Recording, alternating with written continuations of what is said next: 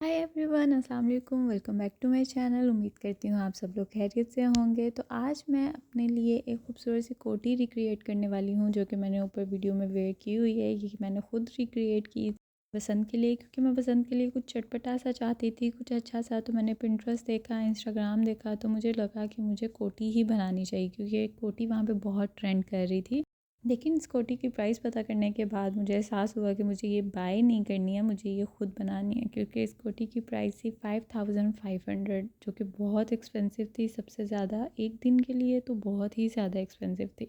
तो बस मैंने ये कोटी रिक्रिएट करने का सोचा और मैं मार्केट चली गई। वहाँ से मैंने लॉन का फैब्रिक लिया, क्योंकि वैसे भी आगे समर्स आने वाला है और बसंत पे भी गर्मी ही होने वाली थी, तो इसलिए मैंने लॉन का फैब्रिक बाय किया, जो कि एक गज़ था, मुझे 200 रुपीज़ में मिला था। और एक गज़ कपड़ा मेरी कोटी के लिए पूरा हुआ था। अगर आप हेल्दी हैं तो आप एक गज़ से ज़्यादा कपड़ा बाय करिएगा, वरना आपकी कोटी नहीं बन पाएगी। उसके बाद मैंने जैसे आपको उनके धागे दिखाए हैं, जो कि मैंने एक शॉप से बाय किए थे। मैंने इसके ऊपर कुछ एम्ब्रॉयडरी करनी थी, काइट्स बनानी थी, जो कि मैं इसकी प्रीवियस वीडियो में आपको शेयर कर चुकी हूँ कि मैंने कैसे बनाए थे। आप प्लीज़ वो भी जाके देखिएगा। उसके लिए मैं कुछ धागे लेके आई थी, जो कि 50 का एक कलर मुझे पड़ा था और मैंने 5 कलर बाय किए थे, तो टोटल 250 के पड़े थे। अच्छा जी, अपनी कोटी की हम कटिंग स्टार्ट करते हैं। सबसे पहले ऊपर से मैंने मेजर किया था। मुझे जो स्टिच अपनी कोटी चाहिए थी वो 17 इंचेस चाहिए थी, और यहाँ पे 18 इंचेस पे मैंने इसको रख के इक्वल करना स्टार्ट कर दिया था, क्योंकि थोड़ा सा ऊंचा नीचा था। इसे मैंने इक्वल किया 18 इंचेस पे, और 1 इंच जो बचा था वो मेरा सिलाई में आ जाता, तो मेरे पास स्टिच होने के बाद ये 17 इंचेस ही रहती।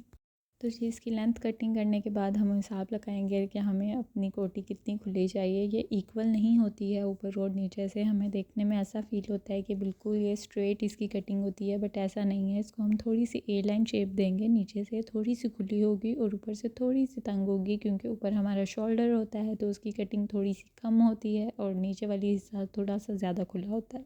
हम ज़्यादा खुला नहीं रखेंगे। हम क्या वैसे भी ज़्यादा खुला नहीं रखते हैं, क्योंकि फिर वो थोड़ी सी ज़्यादा ही तिरछी लुक आती है और वो अच्छा नहीं लगता। बस हम नॉर्मल सा इसको टेढ़ा करेंगे, नॉर्मल सा इसको एल लाइन शेप देंगे। सिर्फ 1 इंच का गैप देंगे हम। ये नीचे का हमने रखा था 8 इंचेस और ऊपर का हमने रखा था 7 इंचेस। तो अब हम देखेंगे कि हम इसको आपस में मिलाएंगे तो ये बहुत ही खूबसूरत सी हल्की सी तिरछी लाइन आएगी। ये हल्का सा एल लाइन शेप आएगा और बहुत ही खूबसूरत इसकी लुक बनेगी।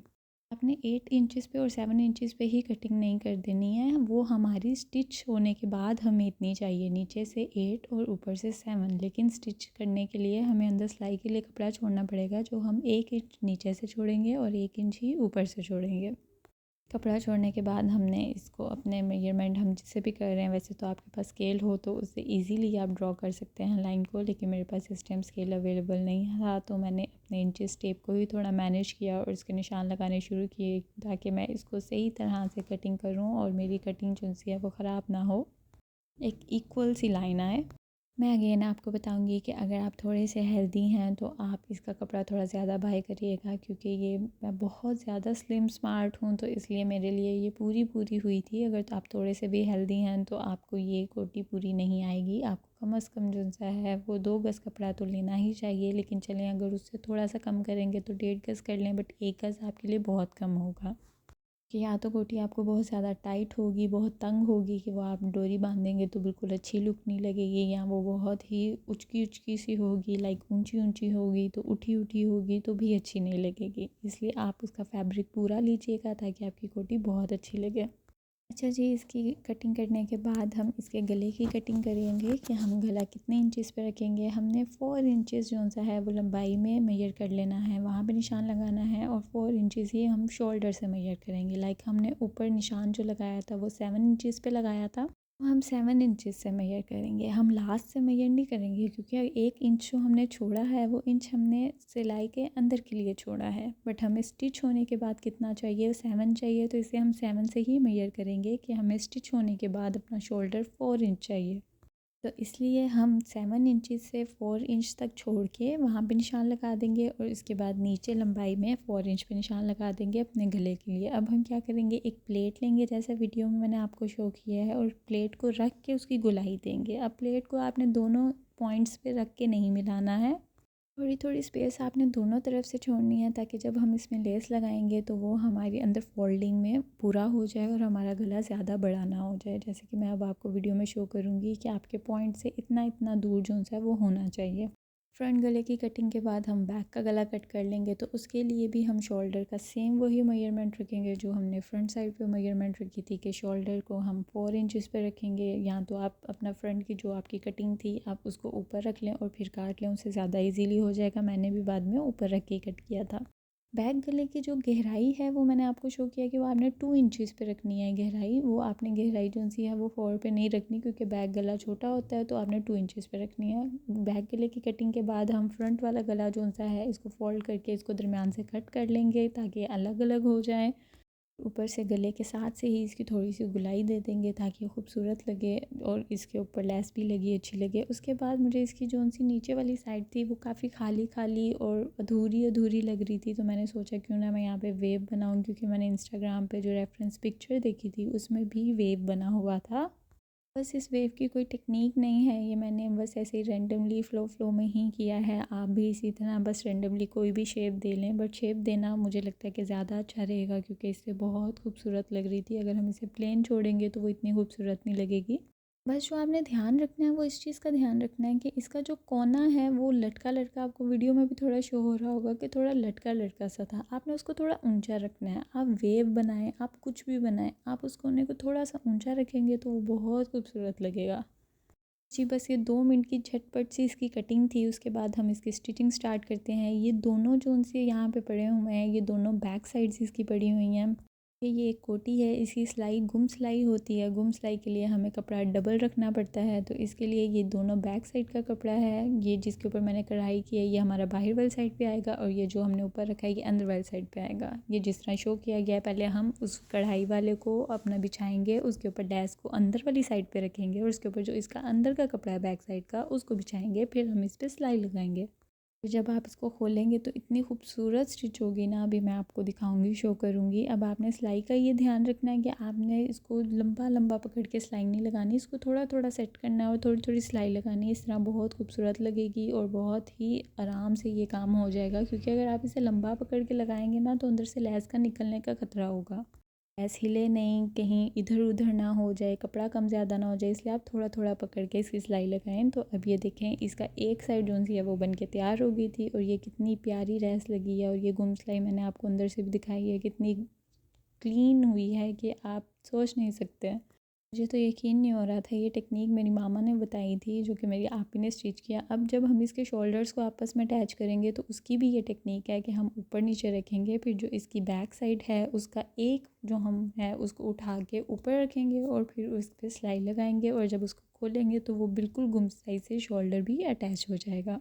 मैं आप लोगों को सजेस्ट करूँगी कि आप लोग भी ज़रूर ऐसी कोटी बनाएं। ऐसी नहीं, कुछ डिफरेंट बनाएं, कुछ और एम्ब्रॉयडरी करें। एम्ब्रॉयडरी की जगह आप मार्केट से कोई पैच लेके भी लगा सकते हैं, आप कुछ भी लगा सकते हैं, बट ऐसी कोटी बनाएं, क्योंकि आजकल ये बहुत ट्रेंड में चल रही है।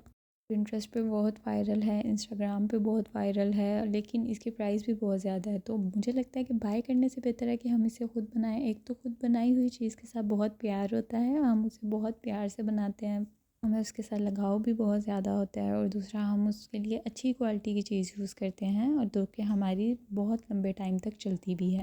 अगर लंबे टाइम तक ना भी चले तो हमने एक दफ़ा पहनने के लिए सिर्फ इतने पैसे क्यों इन्वेस्ट करें, क्योंकि हम एक चीज़ को बार बार तो रिपीट करते नहीं हैं। तो इस वजह से मुझे लगता है कि हमें खुद ही रिक्रिएट करना चाहिए।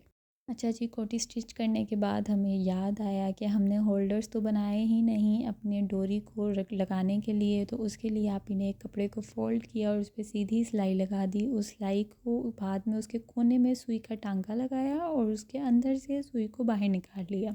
तो जी, अब आपने पीछे से इसको हल्का हल्का फ़ोल्ड करते जाना है, और वो जो सुई है उसके साथ धागा है उसको आगे आगे खींचते जाना है, तो ये एक डोरी बनती जाएगी। जब से मैंने रिक्रिएशन की वीडियोस बनानी शुरू की हैं तो मैं आप ही के पास बैठती हूँ, तो मैं देखती हूँ कि तो कोई कितनी अलग अलग टेक्निक यूज़ करके क्या क्या कुछ बनाती हैं। ऑफकोर्स ये चीज़ें आपको भी शायद पता होंगी, बट मुझे पता नहीं थी, और मेरे जैसे कई लड़कियों को पता नहीं होंगी जो कभी मशीन के पास नहीं बैठी हैं, जिन्होंने कभी देखा नहीं है। मैं अब देखती हूँ तो मुझे बहुत मज़ा आता है, और मुझे इस चीज़ का एहसास होता है कि यार ये कितनी इजीली बन सकते हैं, कितने कम पैसों में बन सकते हैं, जिनके हम इतने इतने पैसे पे करते हैं। तो इसलिए मैं आप लोगों को भी सजेस्ट करूँगी कि आप लोग खुद बनाएं। देखिएगा, आपको भी बहुत मज़ा आता। अब ऐसे हमने छोटे छोटे से इसकी ये लूप से बना लेने हैं और इसको फिर हमने अटैच कर देना है। अटैच अपने ऐसे ही नहीं कर देना, हमने इसकी थोड़ी सी मेजरमेंट करनी है। ऊपर वाली साइड पे तो मेजरमेंट करना ज़रूरी नहीं है, हम बस आमने सामने रख के निशान लगा देंगे। बट जो नीचे वाली साइड है तो मेजर करना थोड़ा सा ज़रूरी है कि ऐसा ना हो कि हम थोड़ा आमने सामने ही रखें बट बाद में वो ऊपर नीचे हो जाए तो बांधने के बाद अच्छी ना लगे। तो इस वजह से आप ही ने इसका 1.5 रखा था दोनों साइड्स पे। तो ये कोटी मैंने रिक्रिएट की है सिर्फ़ और सिर्फ 600 रुपीज़ में। मैंने 200 का फैब्रिक लिया था, 250 के मुझे 5 कलर्स के धागे लिए थे जो कि मैंने इसकी एम्ब्रॉयडरी में यूज़ किए। और इसके अलावा भी वो धागे बहुत ज़्यादा बच गए हैं जो कि मैं आगे भी इंशाल्लाह यूज़ करूँगी। 50 की ये लेस ली थी और 100 रुपीज़ की ये मैंने 2 डोरी ली थी 50-50 की। मुझे बिल्कुल यकीन नहीं आ रहा था कि ये मैंने खुद रिक्रिएट की है सिर्फ़ और सिर्फ 600 रुपीज़ में। कहाँ 5500 और कहाँ 600 रुपीज़। होता तो कुछ ऐसा ही है, आजकल मार्केट में जो चीज़ थोड़ी ट्रेंड में चल जाए वो बहुत एक्सपेंसिव हो जाती है। और हम जैसे लोग जो ट्रेंड को फॉलो करना चाहते हैं बट हमारे बजट में फिर इतना नहीं आता कि हम हर दूसरे दिन ट्रेंड को फॉलो करें। हम अपने सीज़न में सिर्फ 1 से 2 चीज़ों का ही ट्रेंड फॉलो कर सकते हैं।